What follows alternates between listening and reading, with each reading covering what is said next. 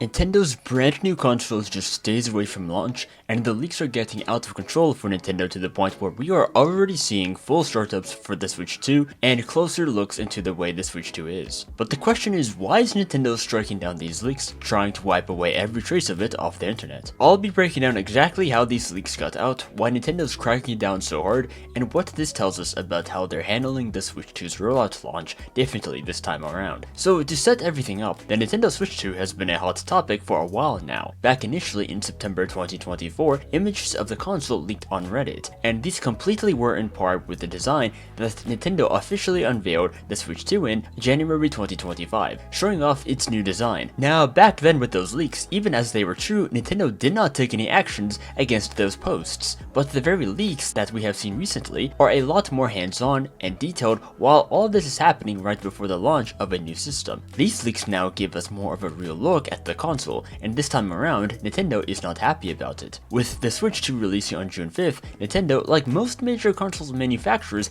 typically begins distributing hardware to warehouses and regional distribution centers weeks ahead of launch to ensure global availability on day one. These units are to be stored under strict security protocol with their retailers. While retailers are contractually forbidden from opening or selling these units early, leaks often emerge from individuals wanting to share their closeness with the system to others. Now, typically, this is done out of excitement for a console's release. Nintendo has their own reasons and plans for prohibiting the announcement of these leaks across the internet as much as possible. But no matter how tight Nintendo tries to lock things down, it only takes one guy to get their skin feeling tingly, getting all ecstatic to post a pic online, and that's exactly what happened on May 26th, where a photo was posted in Target of a ton of Switch 2 systems stacked on top of each other, just stalling there in a cart. And with all of the Switch 2 consoles just stacked on top of each other, it just looks to be placed right in front of someone just for someone to get the tempted urges to want to take a pic of it. So blaming the cameraman in this photo for the leaks shouldn't give him all of the credit. Nintendo has decided to put themselves into the frame of wanting to ensure all of their consoles are ready to go for launch by shipping these consoles in advance in compensation for high likelihood for leaks and temptations to spark out of this. And with this, it really didn't take long for these images to spread across Reddit and X to just fuel the speculation and confirming details Nintendo hasn't even announced yet. With this photo, it doesn't seem to be a problem with Nintendo though,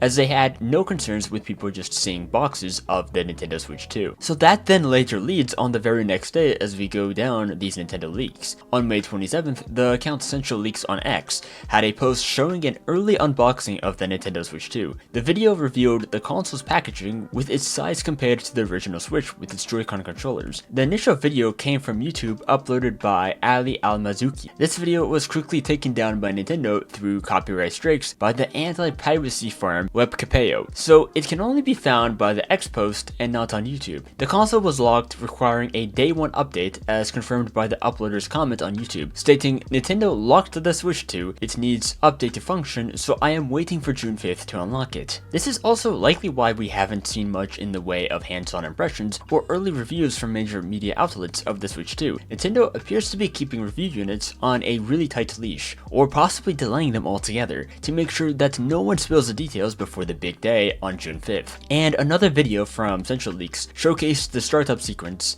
featuring the Switch 2 logo on a red background, transitioning to the main menu with black and white themes and a new musical theme. The startup for the Switch 2, as this is for right after you have added your account and have done all of the introductory setups in the first place, adds a bit more of a Nintendo-like feel to the startup, with the animations and music that is implemented that is drastically different than the startup of the original Switch 1. Now keep in mind that a lot of these videos I may show up on screen do have to be blurred. This same leak can be traced back to the Russian podcasters called Pop and Culture, where they have decided to upload this video on a completely separate and new channel that they have dedicated for their Switch 2 reveal showcase. The translated version to English was once up but had to be taken down, which is odd to see Nintendo accept a Russian showcase of the system but not the one in English. According to Kotaku, the main YouTuber had the Switch 2 unit come to him from a seller who shipped the unit from Dubai and was able to sell it early. Now, because of Russia's invasion on Ukraine, Nintendo has stopped shipping physical products to Russia and has shut down their eShop in their region.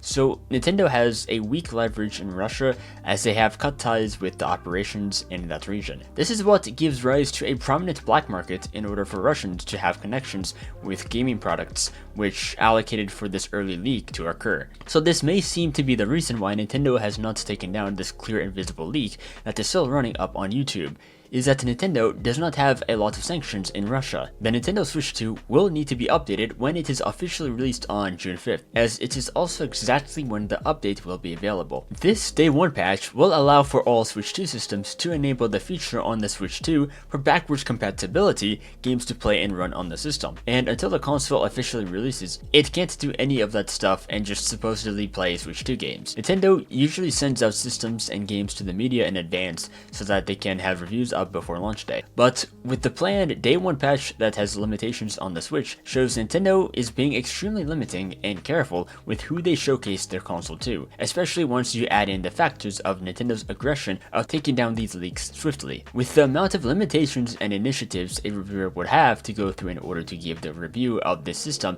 and its games before launch, shows that this is most likely a prestige opportunity selective to a very few individuals. This is severely different than what Nintendo acted upon with the Switch 1 when it first launched, where much of the reviewers had access to the new console more than a week in advance in order to test the new hardware and its features, especially since this was a more drastic shift from the Wii U and that the previous console generation was dying upon unpopularity. It seems that this time around, with the boldness and confidence from the Switch 1 success, that Nintendo does not feel the need to build pre-release hype with early Switch 2 reviews. As a guess, this may just be from the redundance of the same mechanics and gimmicks that the Switch 2 has compared to its predecessor, and its lack of new features demonstration may actually give off the wrong signal to its audience. Most of the promotion of this new console is going towards the marketing of the new game Mario Kart, highlighting that if people want the new Mario Kart game, then they are going to have to get it on the new system, and that is the new main value proposition that Nintendo is intending to offer, and not so much of the flashy highlights of the Switch 2 console itself. Nintendo has already projected for the Switch 2 system to move over 15 million units within its first year,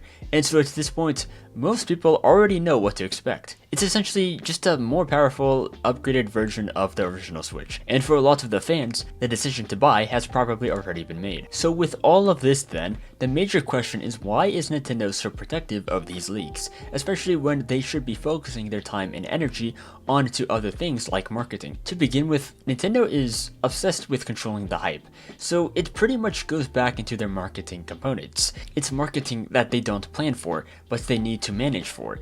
The Switch 2's launch is a big moment, and leaks reveal details that want to be promoted with positive impressions, with formal reviewers to give the best appeal and impression to advertise their product. This is like their big Super Bowl moment of the year, or really of the decade, and as they have spent years planning out each detail of this launch. These leaks are by anonymous individuals and are miscellaneous. Nintendo relies heavily on formal reviewers to shape their first impressions. If you've ever known or peeked behind those curtains of review embargoes, you know Nintendo tightly controls what the reviewers can say before a console or game launches. Keep in mind as well that these are limitations upon reviewers typically before the game or console releases, and this is so that everyone can get a fair shot at experiencing the product when it officially launches, as reviewers are meant to increase excitement and the hype. When this is uncontrolled for, which are the leaks, it can go the complete opposite direction. Not that every single leak destroys a hype, but it breaks the barriers of a company's structure and it's unplanned and unintentional. And these leaks from these companies' perspective should not be going out since the official release date is at the time when it is available to everyone, so it also ruins the sort of fun for everyone. With this time around for Nintendo to launch a system with a very concealed and limiting media press around reviewing the console, any risk of a leak out there is exacerbated even further with the misnomer and mystery surrounding with how the public will react to the leak, as there is a lack of a positive press to counteract that. All of this is very keen for a big company like Nintendo to keep aware of as they prepare for their biggest launch of the decade and maximize momentum, as this will set them up financially for the rest of the generation. With this generation, the competition is getting a lot stronger when you look around the market of handheld devices than it was before, as now Nintendo seems to be in competition with the Steam Deck as a handheld. Nintendo wants to control the narrative and shift the focus of attention onto their games like Pokemon and Mario Kart, and not so much like the hardware, which is what the leaks are distracting from Nintendo's plans, which is getting in the way. As we have seen before countless times, like with the latest Genki lawsuit with Nintendo that came out a few days before the complete official review, this immediate takedown of striking down videos on YouTube is for Nintendo to assert their alpha male-like dominance, to show that Nintendo is extremely critical of their intellectual property and are protecting their brand. So basically, to summarize all of this, Nintendo is protected because the leaks threaten their marketing control, which can risk their negative PR where leaks aren't controlled. So instead of focusing solely on marketing, they're forced to play defense to keep their launch on track, and it's a high stakes game. So let me know what you guys think of if Nintendo is justified in striking down these leaks, or that they should just not give a poop and deal with the less stress. But anyways, see ya.